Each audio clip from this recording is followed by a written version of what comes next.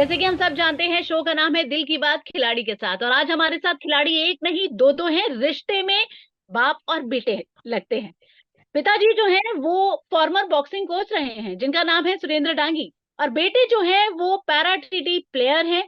और टीटी के 76 साल के इतिहास में पहला मेडल जो भारत के नाम किया था वो इन्होंने ही किया था। नाम है संदीप डांगी। आप दोनों का बहुत बहुत स्वागत है। अच्छा संदीप जी, मुझे ये बताइए कि अभी हाल ही में इंदौर में भी एक अलग सी जीत हासिल करी है आपने।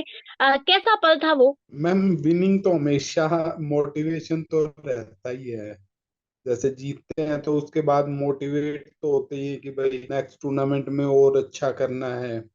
और ये तो यूं लगा लो कि मैं लगातार 6 साल से नेशनल चैंपियन हूँ। ये मेरी छठा साल था। कंटिन्यू 6 साल से मैं नेशनल चैंपियन हूँ, इंडिया नंबर 1 हूँ। तो ये तो यूं लगा लो कि भाई एक अलग सी हिस्ट्री लिखी जा रही है। जी बिल्कुल। संदीप, ये जो शो है ना, इसमें हम बहुत ज्यादा हार्ड फैक्ट्स डिस्कस नहीं करते हैं। ये बहुत इंस्पायरिंग शो है। इस एवज पे मैं ये बात बोल रही हूँ कि यहाँ पर पर्सनल फीलिंग्स, यहाँ पर इमोशंस, यहाँ पर आपका संघर्ष डिस्कस होता है।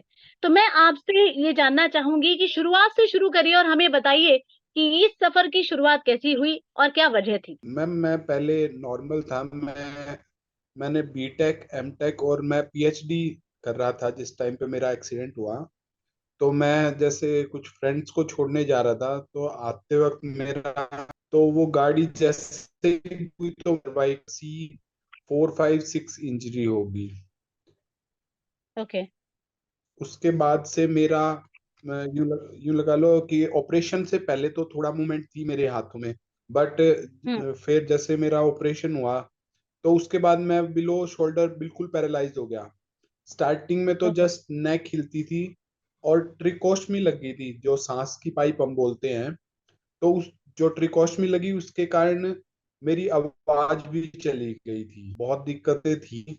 बट जैसे जैसे डॉक्टर्स ने मेरे को बताया कि भाई आप ऐसे करो ये हो जाएगा, ऐसे करो ये हो जाएगा, मैं उसको बहुत सीरियसली करने लगा। क्योंकि मेरे को स्टार्टिंग में इतना पता ही नहीं था कि भाई ये इंजरी इतनी लंबी भी चल जाती है। मेरे को तो यही था कि भाई महीने 2 महीने में ठीक हो जाएंगे, डॉक्टर की बात मानेंगे तो हो सकता है और जल्दी 10 15 दिन पहले ठीक हो जाए। तो जैसे स्टार्टिंग में मेरे ट्रिकोश में लगी हुई थी, फूड पाइप लगी हुई थी, तो मैंने डॉक्टर से कहा कि मैं कहा डॉक्टर साहब मेरी ये फूड पाइप हटा दो। तो वो डॉक्टर आया यूं बोले आपको फिर माउथ से फीड लेना पड़ेगा। मैं कहा मैं माउथ से ले लूंगा। तो स्टार्टिंग में उन्होंने मेरे को यूं कहा कि आप चलो फिर उन्होंने मेरे लिए खिचड़ी मंगवाई। तो उस टाइम क्योंकि काफी टाइम से बेड पे था, 2 3 दिन हो गए थे मेरे को कुछ माउथ से लिए, तो भूख भी इतनी नहीं लगती थी। तो मैंने स्टार्टिंग में वो एक बाउल खिचड़ी लेके आए थे, मैंने आधी खा ली। तो फिर मैंने जस्ट उस टाइम भी मेरे ट्रिकोश पे लगी हुई थी तो मैं बोल नहीं सकता था, जस्ट इशारों में ही बात करता था। तो मैंने आधी खा ली, तो फिर मैंने उसको इशारों में कहा कि अब हटा दो। तो वो उन्होंने मेरी हटाई नहीं। फिर मैं उस टाइम बहुत रोया, बहुत रोया। फिर जैसे ही उनका टाइम ओवर होने वाला था ना, तो टाइम ओवर होने के जस्ट 15 मिनट पहले वो मेरे पास आए और उन्होंने मेरी फूड पाइप हटा दी। क्योंकि मैंने ओवरऑल तो ले ही लिया था कि माउथ से फीडिंग तो ले ही ली थी। तो जस्ट फिर बाद में मेरे को पता, जैसे घर पे आया भाभी से पता लगता है, मेरी भाभी भी डॉक्टर हैं। तो उन्होंने उनसे पता लगता है कि एक बार ये पाइप लगाने के बाद दोबारा बड़ी मुश्किल से लगती है। बट उस टाइम मेरे को नहीं पता था। तो उन्होंने वो पाइप हटाई। तो फिर मैं और भी ज्यादा रोया कि मैं कहा यार 7 8 घंटे इसने कितने मेरे को दुख परेशान किया। बताओ, मैंने फीडिंग ले ली थी तो ये पहले भी हटा सकता था। बट वो बाद में पता लगता है ना कि डॉक्टर्स के अलग से अपने नॉर्म्स होते हैं कि भाई वो पूरे होने के बाद ही वो करते हैं। फिर मेरी जैसे सांस की वो ऑक्सीजन पाइप भी लगी हुई थी। तो फिर मैंने नेक्स्ट डे उस डॉक्टर से पूछा, मगर डॉक्टर साहब ये कैसे हटेगी? तो वो यूं बोले कि वहां पे मीटर लगा हुआ था कि अगर तू कंटिन्यू अपनी सांसें 94 से अबो रखेगा ना तो तेरी ये भी हट जाएगी। तो उस दिन मैंने पूरी रात, मेरे को याद है कि मैं पूरी रात सिर्फ उसी की तरफ देख रहा था, मीटर की तरफ, और अपनी सांसें ले रहा था। जैसे वो थोड़ी सी नीचे आने को होती, जैसे ही बड़ी सी सांस ले लेता कि दोबारा वापस चली जाए। मेरे को तो डॉक्टर नहीं देख रहा था, बट मेरे को यूं लग रहा था कि भाई डॉक्टर कहीं ना कहीं से मेरे को देख रहा होगा कि भाई ये नीचे चली गई तो वो हटाएगा नहीं। तो वो उसने फिर जैसे नेक्स्ट डे वो भी उन्होंने टेस्ट किया कि भाई लंग्स कितनी है क्या है। तो मेरी एक लंग्स भी थोड़ी सी वीक थी। तो उन्होंने कहा कि भाई इस पहले ये लंग्स ठीक करनी पड़ेगी, ये चिपकी हुई है थोड़ी सी। तो मैं कहा डॉक्टर साहब ये कैसे हटेगी। तो यूं बोले कि लॉन्ग ब्रीथ कर और उसको अंदर होल्ड कर, और फिर उसको निकाल दे, एग्जॉस्ट कर दे। तो वो भी मैंने, मतलब मैं पूरी रात रात जो डॉक्टर बताते थे ना, उसको पूरी रात रात करता था। दिन में 2-3 घंटे सो लेता, पूरी रात वो चीजें करता था मैं। फिर मेरी यूं लगा लो कि वो भी हट गई। फिर मैंने हॉस्पिटल में जैसे बात की, फिजियोथेरेपिस्ट बोला मेरे को कि आप ये अपनी ट्रिकोस्मी हटाओ जो गले में पाइप लगती है, उसके बाद आप अच्छे से फिजियो कर पाओगे। तो उस हॉस्पिटल में मैं पहला ऐसा बंदा था जो 28 दिन में ट्रिकोस्मी हटवाने चला गया था। नहीं तो आज से पहले कोई भी 28 दिन में ट्रिकोस्मी हटवाने नहीं गया था। जब मैं आईसीयू में गया तो वहां पे डॉक्टरों ने बताया कि संदीप आया और 28 दिन में ट्रिकोस्मी हटवा रहा है अपनी। तो उन्होंने बहुत चेकअप वगैरह किए, फिर मेरी ट्रिकोस्मी हटाई। फिर उन्होंने मेरे को एक दिन आईसीयू में ही एडमिट रखा कि कहीं कोई दिक्कत ना हो जाए। बट मेरी ट्रिकोस्मी भी हट गई। बट उसके बाद ना मेरे को ना, जैसे मेरे स्पाइनल कॉर्ड इंजरी हुई, तो इसका किसी ने आज तक सॉल्यूशन नहीं बताया कि ये कैसे मैं रिकवर कर सकता हूँ। क्योंकि मैं स्टार्टिंग से बहुत इस चीज का तो बहुत डेडिकेटेड रहा हूँ कि मेरे को जल्दी जल्दी ठीक होना है। तो जैसे डॉक्टर बताते वैसे वैसे मैं करता चला गया। और स्टार्टिंग में जब मेरे, इवन मैं बोल भी नहीं पा रहा था, तो मैं डॉक्टर्स या नर्स या किसी को भी ऐसे करके बुलाता था, ऐसे करके, क्योंकि जीभ जीभ हिल रही थी, बोलना तो जा नहीं रहा था। तो ये तो मेरी हॉस्पिटल की स्टार्टिंग है मैम। फिर उसके बाद मैं जैसे घर पे आया तो मैंने फिजियो वगैरह का कंसल्ट किया। तो यहाँ पे मैंने लगातार अप्रोक्स 1.5 साल तक फिजियो किया। तो ये जो मैंने स्टार्टिंग में टेबल टेनिस स्टार्ट किया था, तो टेबल टेनिस भी मैंने जस्ट एज रिहैब स्टार्ट की, क्योंकि ये टेबल टेनिस रिहैबिलिटेशन में भी काउंट होता है हमारा। तो मैंने रिहैब के लिए स्टार्ट किया था। रिहैब के लिए स्टार्ट किया तो जस्ट 2 ही महीने हुए थे मेरे। जस्ट मैंने पहले दिन जब खेला तो मेरे फादर ने ही मेरे को खिलाया था। तो जस्ट हमारी टेबल अप्रोक्स 7 फीट की होती है, उसमें पार्टीशन होता है 3.5 फुट पे 3.5 फुट पे। तो मेरे से ना स्टार्टिंग में 3.5 फुट पे भी बॉल नहीं फेंकी जा रही थी। तो आराम आराम से 1 महीने में मेरे 95% बॉल जस्ट नेट के पार जा रही थी। 95% नेट के पार जा रही थी, वो भी टेबल पे कितनी गिर रही थी वो नहीं काउंट की हमने। फिर उसके बाद मैंने कोच को बुलाया कि भाई मेरे को स्टार्टिंग करवाए। तो स्टार्टिंग मैंने 2 महीने ही हुए थे, मेरा नेशनल्स आ गया।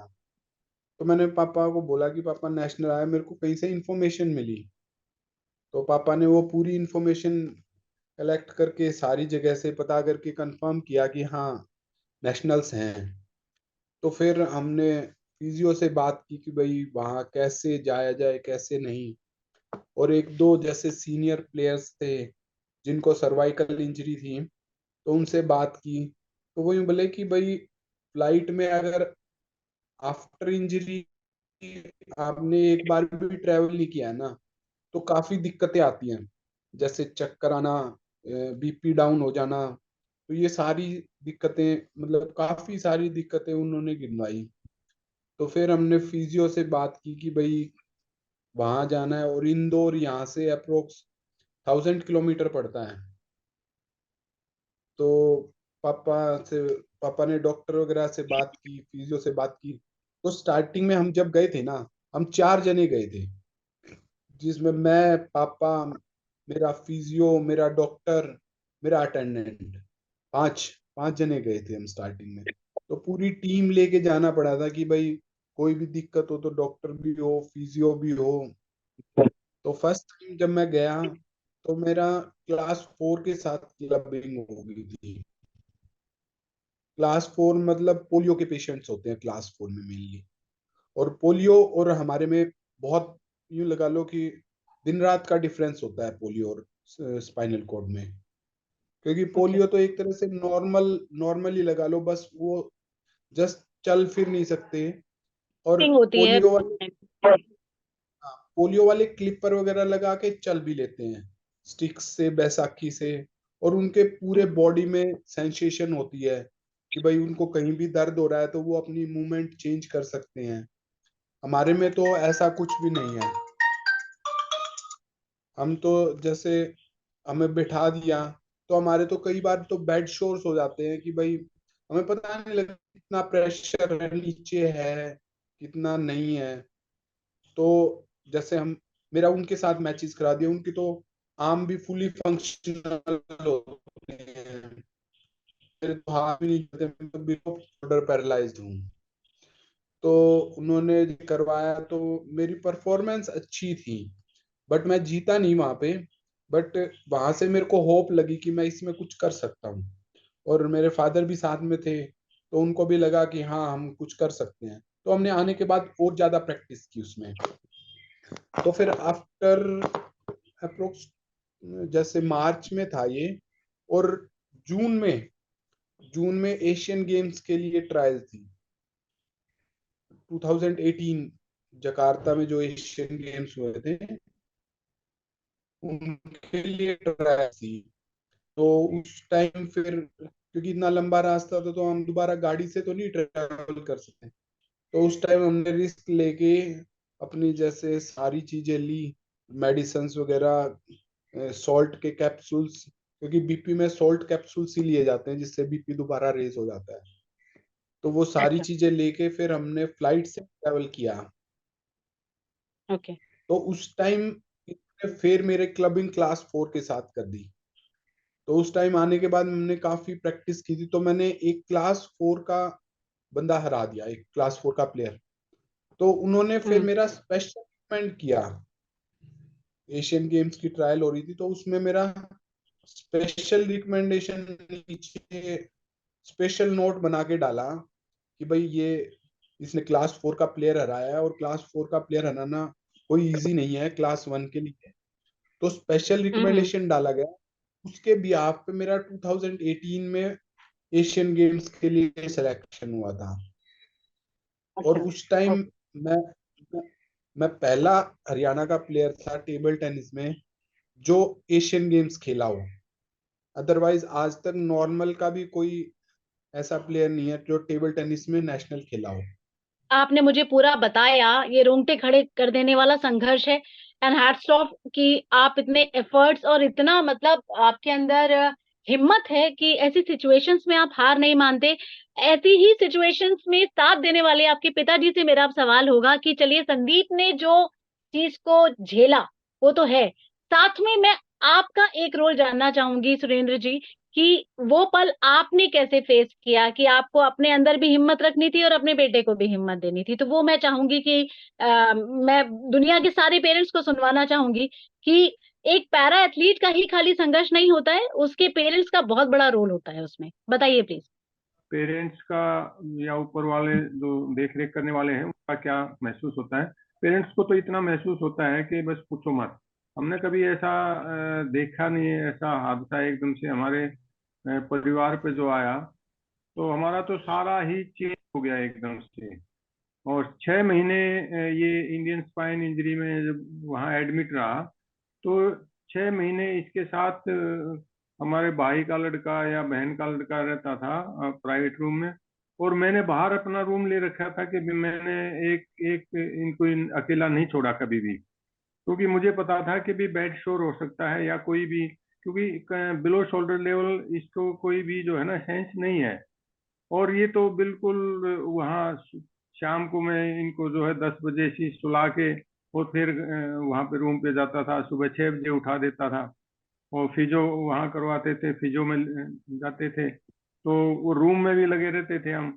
बल्कि मैंने तो शुरू में इसका तो हाथ दोनों उठ ही नहीं रहे थे। धीरे धीरे पहले राइट हैंड जब उठने लगा तो मैंने इसके बेड के ऊपर लाके मैंने गुब्बारे बांध दिए, मैं कोशिश कर इनको टच करने की।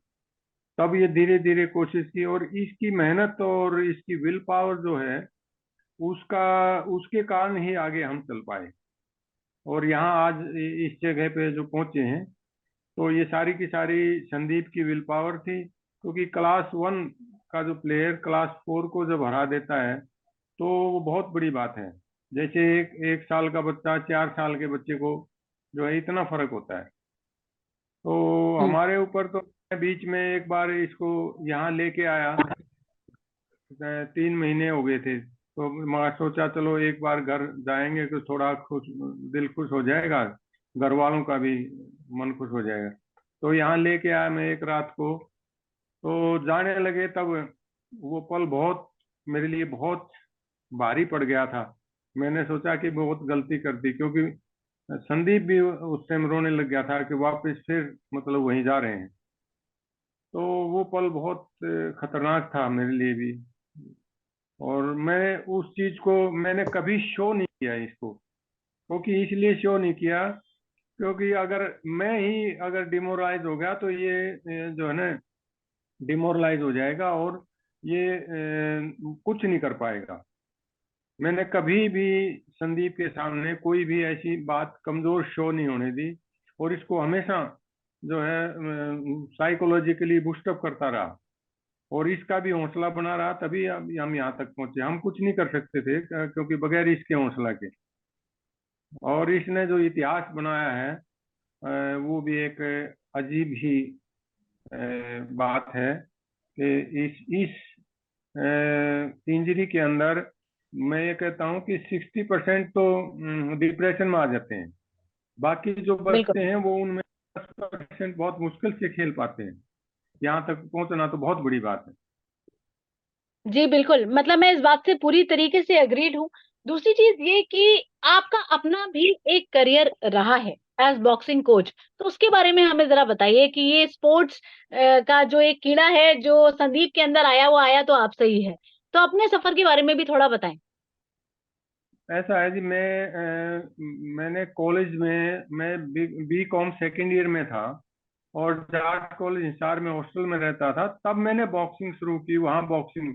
अदरवाइज तो इतना लेट शुरू की थी कि कॉलेज में जाके शुरू की, और मैं नेशनल भी खेला, और नेशनल में भी मेरे साथ चीटिंग हो गई। अच्छा। मैंने सर्विसेज वाले को हरा रखा था, लेकिन वो पुराना था इसलिए उसको 3-2 के डिसीजन से जिता दिया। तो उसके बाद मेरे दिमाग में ये आ गया कि भी नहीं, होना चाहिए तो जो है ना ऐसा होना चाहिए कि वन साइडेड मारे। तो हम्म। मेरा तो से ही स्पोर्ट्स में तो ये रहा है कि सुबह और शाम मेरा अभी भी मैं सैर करता हूँ, और उसी के कारण मैं जो है ना डिप्रेशन में नहीं आया। तो बाकी उसके बाद मैं साई में कोच लगा। साई में मैं पहली फर्स्ट पोस्टिंग मेरी मिजोरम थी, उसके बाद आंध्रा थी, उसके बाद मैं हरियाणा आया था, और दिल्ली से हम्म। मैं रिटायर हुआ। मेरे इक्विपमेंट कुछ नहीं होता था, फैसिलिटी कुछ नहीं थी, लेकिन फिर भी मेरे जो खिलाड़ी थे, मैं रेगुलरिटी के कारण मॉर्निंग इवनिंग की और छुट्टियां में भी मैं एक संडे की छुट्टी करता था।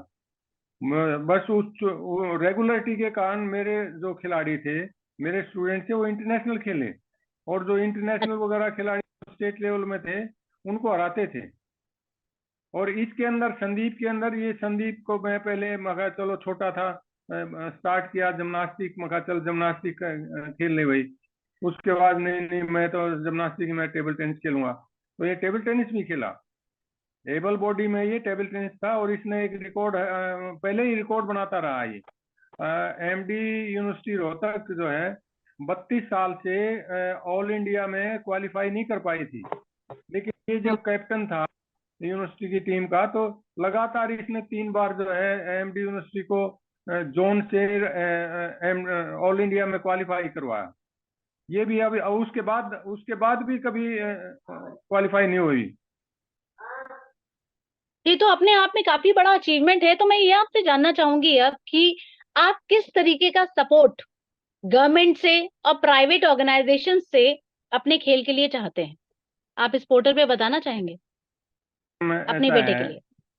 अभी तक अभी तक इस साल में जो एशियन गेम मेडल लेके आया है, इस साल तो जो है ना साई की तरफ से जो है, जो फेडरेशन के मिस्टर कमलेश मेहता सेक्रेटरी बने हैं, इन्होंने हम्म। 3-4 टूर एक्सपीरियंस के लगाए हैं जो गवर्नमेंट कोर्स पे है।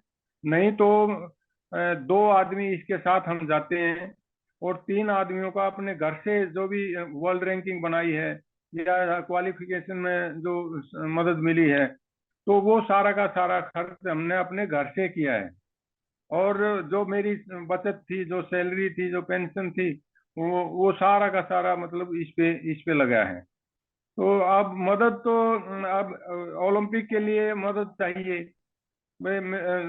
अब टूर खेलने, अगर इंटरनेशनल टूर नहीं लगेंगे या मैचेस नहीं खेलेंगे तो उसमें परफॉर्मेंस नहीं दे पाता, क्योंकि हमें इस बात का पता है भाई, जब तक अपोनेंट के अलग अलग के साथ नहीं खेलेगा तो उसको क्लैरिटी नहीं आएगी, टेक्निक की नहीं पता लगेगी।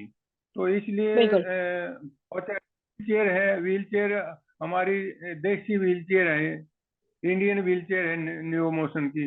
अब और जो भी खिलाड़ी अभी एशियन गेम में थे, तो न्यू, वो क्या नाम है, TI लाइट जो इंटरनेशनल की जो है, बहुत हल्की है वो।